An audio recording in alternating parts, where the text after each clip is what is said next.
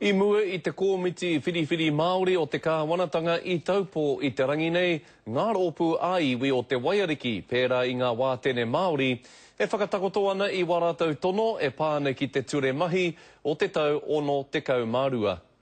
Me tū mo tūhake, me kaha tonu te rōpū e tikāna, hei kawe I ngā take a hapu I runga no I tōna ke tino rangatiratanga. Koia tēnei hei tā te maru o ngā tirangi wewehi, rā me e rātu o ngā hapu o te arawa.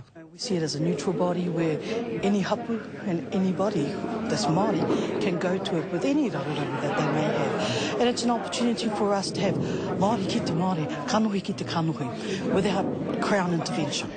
Hei tā ngā wātene Māori o Pōtiki te waiariki me tērā o te motu, me hanga anō he ture e tae ai e rātau, te kawe I a rātau ake mahi I roto e nei rā. We're moving all the time. We cannot wait for decision making.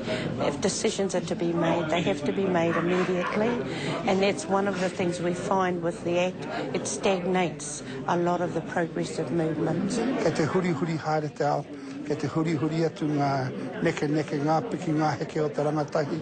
Ki te pātai me nā me tū tonu te kaunihera Māori a motu, me a hake e rānei. He ori te kaunihera Māori ki te kauri. Ne? Kua na paki aka, koe nā hapu, nā marae, e whāngai ana I taua rākau. Mai rā no hoki ko te kaunihera Māori tonu te wakakaha ki te kawe I ngā take nunui a te ao Māori. Nā runga I tērā a rā ko te whakaaro, he mea tika tonu, kia tū tonu aia. Nā no hoki I whakatū I te tribunal. Ne? Nā rāwa ko Maturata. But why reinvent the wheel when all we need is to retread the old one?